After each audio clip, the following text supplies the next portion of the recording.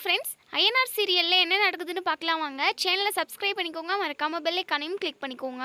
இப்போ நம்ம மனோகர் வந்து இங்க நிலா உங்க வீட்டுக்கு வந்துடுறாங்க. நிலாவை பார்த்ததுமே நிலா அப்படின்னு சொல்லி கூப்பிட்டதும் இங்க நிலாவுக்கு பயங்கர சந்தோஷம்.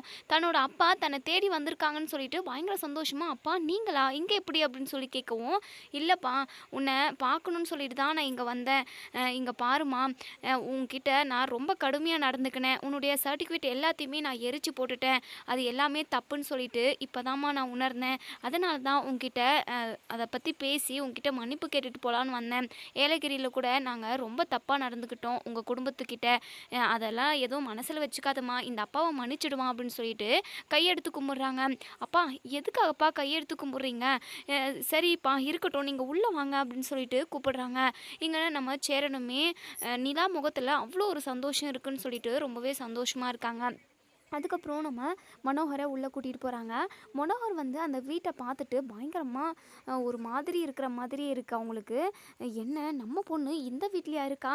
இந்த வீட்டில் எப்படி தான் இவளால் இருக்க முடியுது அப்படின்னு சொல்லிட்டு மனசுக்குள்ளேயே நினச்சிக்கிறாங்க. ஆனால் வெளிக்காட்டிக்கிறது கிடையாது.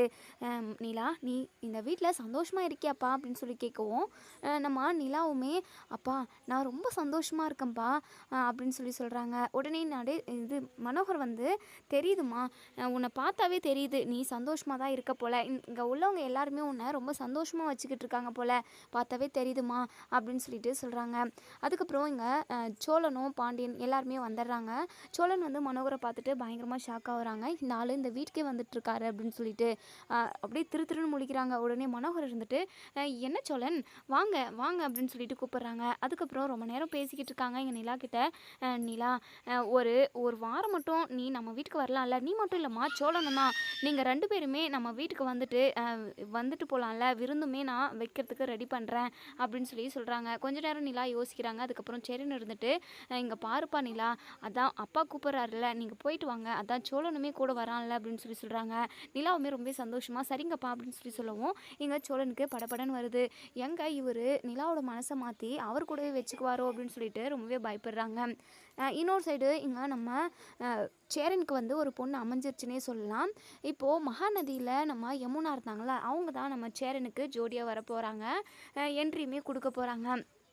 மறுநாள் காலையில் இங்கே நம்ம நிலா வந்து ரெடியாக இருக்காங்க. மனோகரமே பிக்கப் பண்ணிட்டு வரத்துக்காக அதாவது கூட்டிகிட்டு போகிறதுக்காக வந்துடுறாங்க.